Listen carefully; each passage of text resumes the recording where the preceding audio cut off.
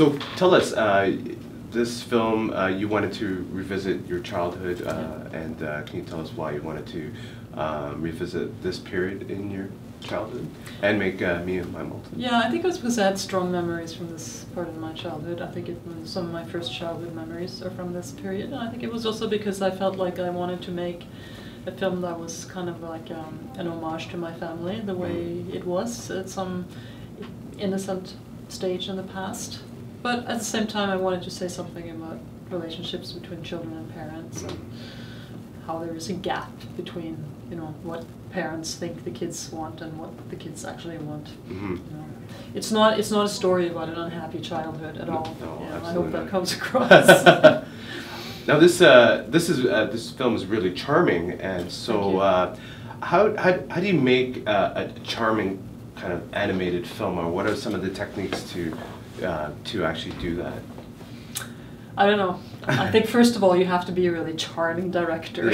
I don't know. I mean, I don't think I set out to make a charming film. I think that just happened. I wanted the film to be poignant.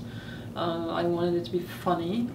I wanted the audience to feel something, even if they can't quite put their finger on what that is. But you know, it's nostalgic and I think touching because it has to do with love that people feel for each other in a family, combined with thoughts that they may not want to share with everybody. Mm-hmm. Now, there's a lot of animated films who they use a lot of new technologies, but in this one, did you use any old school type of formats that you still used for this film? This film is basically, I think it's fundamentally an old school film in the sense that everything is hand-drawn. I saw it referred to as a flash film the other day, which is really not true. It is really hand-drawn, the whole thing.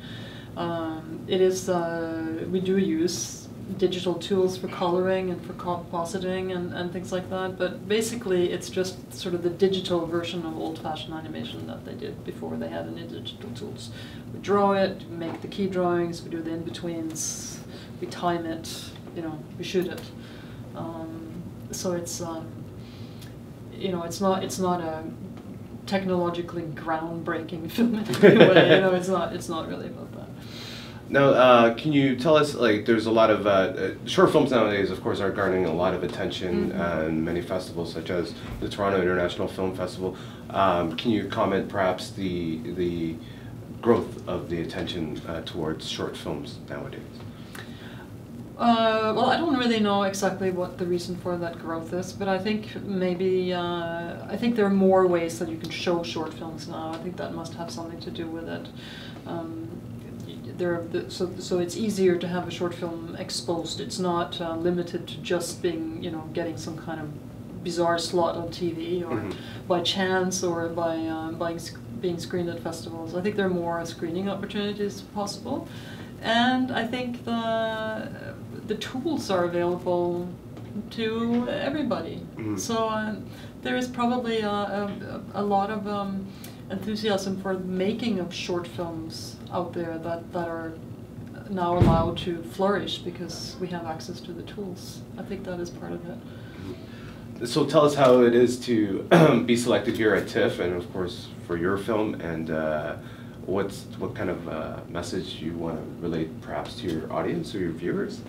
About this film? Yes. I don't think it is a message film, really, but I would like for people to understand that it's not really about the bike, even though the bike is in the title. It is really about family dynamics and about empathy between people, and about the challenge and communicating, feelings that are really hard to say.